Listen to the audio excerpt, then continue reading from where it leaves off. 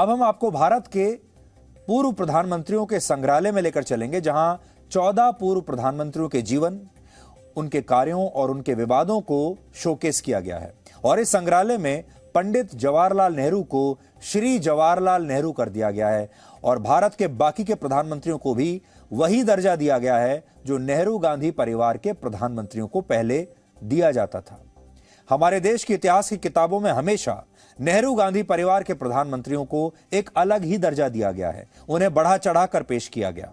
और जो बाकी के जो प्रधानमंत्री हैं, उन्हें वो महत्व नहीं मिला जो कि नेहरू गांधी परिवार के प्रधानमंत्रियों को मिला। लेकिन इस संग्रहालय ने उस असमानता को भी दूर कर दिया है और बाकी के प्रधानमंत्रियों के साथ भी न्याय किया गया है। यह प्रधानमंत्री संग्रहालय दिल्ली के 3 मूर्ति भवन में स्थित है, जिसका निर्माण वर्ष 1930 में हुआ था। यानी यह भवन आजादी से 27 साल पहले बना था और तब इस बंगले में ब्रिटिश कमांडर इन चीफ और फील्ड मार्शल ऑकिनलेक रहा करते थे। लेकिन आजादी के बाद जब जवाहरलाल नेहरू देश के पहले प्रधानमंत्री बने, तब उन्होंने यह तय किया कि वो इस बंगले में शिफ्ट हो जाएंगे और यह भारत के प्रधानमंत्री का आधिकारिक आवास होगा। 1947 से लेकर 1964 तक नेहरू इसी बंगले में रहे, प्रधानमंत्री रहते हुए, और इस दौरान उनकी सुपुत्री इंदिरा गांधी भी उनके साथ इसी बंगले में रहा करती थी। लेकिन वर्ष 1964 में जब नेहरू की मृत्यु हुई तो इस बंगले को खाली नहीं किया गया, बल्कि इसे नेहरू की निशानी के तौर पर उनके संग्रहालय में बदल दिया गया और 1966 में इसे एक नया नाम दे दिया गया और यह नाम था the Nehru memorial museum and library, जिसे हम हिंदी में नेहरू संग्रहालय भी कहते हैं। यानी यह भवन पहले सिर्फ नेहरू के इर्द गिर्द सिमटा हुआ था और यहां दूसरे प्रधानमंत्रियों के लिए कोई जगह नहीं थी, उनके नाम तक यहां पर नहीं थे। लेकिन अब इस नए संग्रहालय ने देश के सभी पूर्व प्रधानमंत्रियों को बराबरी का दर्जा दिया है और यह बताया है कि देश के इतिहास में अब तक जितने भी प्रधानमंत्री रहे हैं, उनमें सभी ने देश के लिए अच्छा काम किया है और उन सभी के योगदान से आज हमारा देश यहां तक पहुंचा है। सारे पूर्व प्रधानमंत्री बराबर हैं और देश के लोगों को इन सब के बारे में जानने का बराबर का अधिकार है। नेहरू की मृत्यु के बाद उनके 3 मूर्ति स्थित प्रधानमंत्री आवास को उनका संग्रहालय बना दिया गया, यह हम आपको बता चुके हैं और यह वही संग्रहालय है। ठीक इसी तरह पूर्व प्रधानमंत्री इंदिरा गांधी की याद में दिल्ली में इंदिरा गांधी मेमोरियल की स्थापना की गई और यह मेमोरियल दिल्ली के सफदरजंग रोड स्थित उसी बंगले में है जहां प्रधानमंत्री इंदिरा गांधी रहा करती थी और जहां उनकी हत्या हुई, और यह भी उस समय प्रधानमंत्री आवास हुआ करता था। यानी पिता और पुत्री दोनों के घरों को म्यूजियम बना दिया गया और वो म्यूजियम उन्हीं के लिए है। इसी तरह वर्ष 2003 में पूर्व प्रधानमंत्री राजीव गांधी की याद में राजीव गांधी मेमोरियल की स्थापना की गई, जो चेन्नई में उसी स्थान पर मौजूद है जहां 1991 में उनकी हत्या हुई थी। यानी नेहरू गांधी परिवार के लोग जिस जगह पर रहा करते थे या जहां उनकी मृत्यु हुई, उन जगहों को तत्काल ही संग्रहालय में बदल दिया गया। उनके 3 प्रधानमंत्री हुए हैं इस परिवार से, जवाहरलाल नेहरू, फिर उनकी बेटी इंदिरा गांधी और फिर उनके बेटे राजीव गांधी, और तीनों के मेमोरियल बने हैं, जबकि बाकी के प्रधानमंत्रियों के मामले में ऐसा नहीं हुआ। लाल बहादुर शास्त्री प्रधानमंत्री बनने से पहले दिल्ली में 1 मोतीलाल नेहरू मार्ग पर रहते थे। ये उनके बंगले का एड्रेस था, 1 मोतीलाल नेहरू मार्ग। लेकिन नेहरू की मृत्यु के बाद जब वो प्रधानमंत्री बने तो 1 नंबर मोतीलाल नेहरू मार्ग को 10 जनपथ के सरकारी बंगले से जोड़ दिया गया, क्योंकि ये आपस में वैसे भी जुड़े हुए थे, ये साथ साथ हैं ये दोनों बंगले, तो इनको आपस में जोड़ दिया गया क्योंकि उस वक्त 10 जनपथ प्रधानमंत्री का आधिकारिक आवास था। 1966 में शास्त्री जी की मृत्यु के बाद तत्कालीन प्रधानमंत्री इंदिरा गांधी ने उनके परिवार को 10 नंबर जनपथ में रहने का विकल्प दिया था, लेकिन शास्त्री जी के परिवार ने इससे इनकार कर दिया और कुछ वर्षों के बाद यही बंगला 10 जनपथ पूर्व प्रधानमंत्री राजीव गांधी और सोनिया गांधी को अलॉट हो गया और आज भी 10 जनपथ पर कांग्रेस अध्यक्ष सोनिया गांधी ही रहती हैं। आज भी 10 जनपथ तब से लेकर अब तक उनका आधिकारिक आवास बना हुआ है। बड़ी बात यह है कि नेहरू और इंदिरा गांधी की तरह शास्त्री जी की मृत्यु के बाद 1 मोतीलाल नेहरू मार्ग को उनका म्यूजियम नहीं बनाया गया। इस काम में हमारे देश को 34 साल लग गए और वर्ष 2000 में पूर्व प्रधानमंत्री अटल बिहारी वाजपेयी ने यह फैसला किया कि इस बंगले में शास्त्री जी से जुड़ी चीजों को संजोकर रखा जाएगा। यानी नेहरू और इंदिरा गांधी के मामले में जो फैसला तत्काल हो गया था, शास्त्री जी के मामले में उसके लिए 34 वर्षों का लंबा इंतजार हमारे देश को करना पड़ा। एक और जानकारी आपके लिए यह है कि इसी साल फरवरी में एक आरटीआई के जरिए यह बात पता चली कि सोनिया गांधी ने सितंबर 2020 के बाद से इस 10 जनपथ बंगले का किराया सरकार को अभी तक दिया नहीं है, यानी बिना किराया दिए ही मुफ्त में रह रही हैं। असल में हमारे देश में दो तरह के पूर्व प्रधानमंत्री हैं और यह आपने भी नोट किया होगा। एक वो हैं जो नेहरू गांधी परिवार से थे और दूसरे वो हैं जो गैर नेहरू गांधी परिवार से थे। नेहरू गांधी परिवार के प्रधानमंत्रियों को एक अलग श्रेणी में रखा गया, उन्हें एक वीवीआईपी ट्रीटमेंट दी गई और उनकी उपलब्धियों और उनके इतिहास को संग्रहालयों और दूसरे माध्यमों से लोगों के बीच ले जाने की कोशिश हुई। और आपने भी स्कूल में और कॉलेज में अपनी किताबों में इन्हीं प्रधानमंत्रियों के बारे में ज्यादा पढ़ा होगा बाकियों के मुकाबले।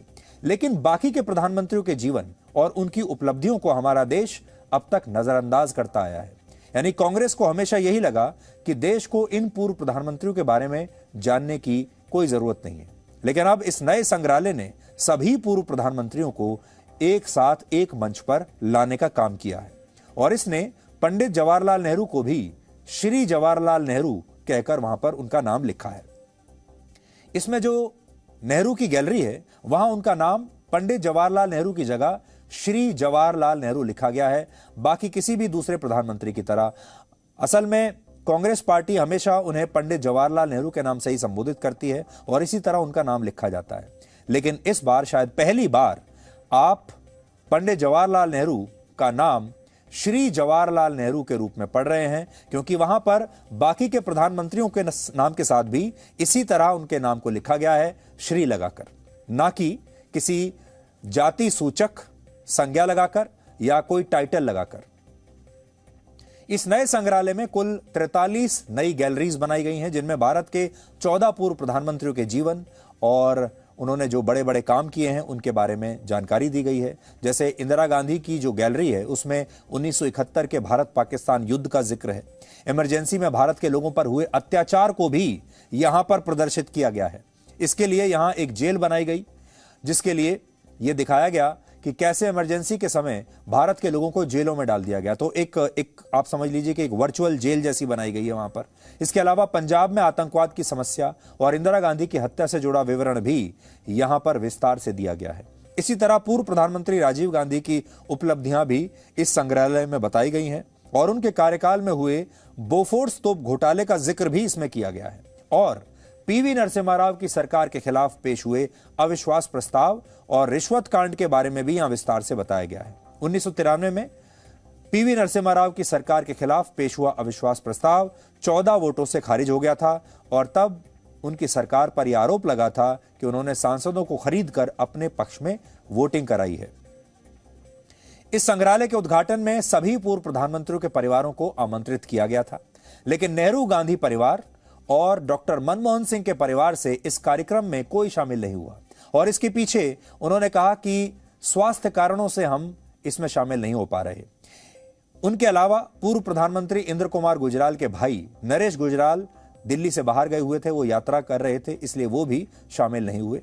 और एचडी देवेगौड़ा और उनके परिवार से भी कोई सदस्य इस समारोह में नहीं आया। हालांकि लाल बहादुर शास्त्री, पीवी नरसिम्हा राव, चंद्रशेखर और मोरारजी देसाई समेत दूसरे पूर्व प्रधानमंत्रियों के परिवार इस कार्यक्रम में शामिल हुए और वो बड़े खुश थे। उनका यही कहना है कि यह देश दशकों से एक ऐसे संग्रहालय का इंतजार कर रहा था जो बाकी के प्रधानमंत्रियों की उपलब्धियां और उनके जीवन के बारे में भी देश के लोगों को बता सके। तो कांग्रेस पार्टी और खासकर गांधी फैमिली, खासकर सोनिया गांधी को बहुत बार हम रिक्वेस्ट भी किए थे कि नरसिम्हा राव का जो कांग्रेस का अध्यक्ष था और कांग्रेस का प्रेसिडेंट भी था और प्रधानमंत्री भी था, उनके लिए एक म्यूजियम, उनके लिए जब वो डेथ होने के बाद कैसे उनको बुरी तरफ से उनको बेइज्जत करके हैदराबाद को उनका जो डेड बॉडी जो लेके गए थे, हम बहुत हर्ट हुए थे। उसके बाद भी हम लोग बहुत बार पूछे थे उनको, मनमोहन सिंह भी पूछे थे, मगर इनके बारे में कुछ भी यहाँ पर नहीं किया। आज हम लोग इतना खुश है, जो परिवार तरफ से इन लोग खुश है कि नरेंद्र मोदी को हम धन्यवाद देते हैं कि नरसिम्हा राव का एक म्यूजियम लगा के इसमें उनको सम्मानित किया। पिताजी ऐसी परिस्थिति में बने थे जब आर्थिक स्थिति देश की ठीक नहीं थी, तो उसका चित्रण किया गया है। जो भविष्य की हमारी पीढ़ी जो आएगी वो जानेगी कि किस तरह किन विपरीत परिस्थितियों में पूर्व प्रधानमंत्रियों ने काम किया और सबका एक ही लक्ष्य था कि देश को कैसे आगे बढ़ाया जाए। हमारे जैसे कई पूर्व प्रधानमंत्री के परिवार कभी नहीं सोचे होंगे कि उनका संग्रहालय बनेगा दिल्ली में, जहां पूरे देश से लोग आकर हम उनके बारे में जान सकेंगे और समझ सकेंगे। तो इसके लिए मैं प्रधानमंत्री का आभार व्यक्त करूँ और सबके लिए सामान्य है। जिस तरह से संयोजा गया है, जैसे सजाया गया है, ये बहुत सुंदर तरीका है और डिजिटल वगैरह सब करके तो एक आदमी को ऐसा महसूस होता है कि वो उसी समय पहुंच गया है, और जो शास्त्री जी का समय था उस समय पहुंच गया, और शास्त्री जी का क्यों अन्य प्रधानमंत्रियों का भी जो समय था उस पर पहुंच गया है। तो ये बहुत ऐतिहासिक उपलब्धि है और मैं इसको मानता हूँ कि एक बड़ा काम आज देश में हुआ है। जो 14 प्रधानमंत्री हुए, सबका अपना अपना एक बहुत बड़ा योगदान रहा आधुनिक भारत को बनाने का, इसके निर्माण में। और यहाँ पर आकर ख़ास तौर से जो आज की युवा पीढ़ी है उसको ये देखने को मिलेगा कि पिछले 75 वर्ष में किस तरह से ऐसे महापुरुषों ने, जिनमें से कुछ तो बड़े परिवार में पैदा हुए लेकिन गरीब परिवार में पैदा होकर भी वो देश के प्रधानमंत्री बने, और किस तरह से उन्होंने देश को नेतृत्व दिया, देश को आगे बढ़ाया।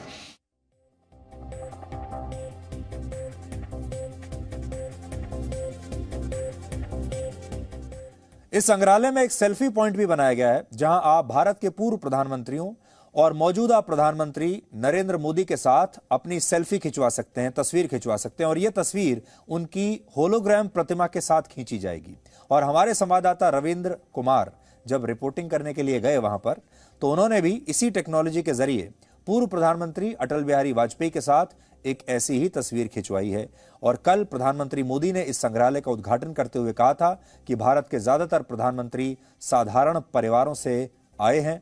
और आप देखिए, उसी टेक्नोलॉजी के जरिए ये हमारे ही संवाददाता बैठे हुए हैं और आपको ऐसा लगेगा जैसे वो वाकई पूर्व प्रधानमंत्री अटल बिहारी वाजपेयी के साथ बैठे हैं और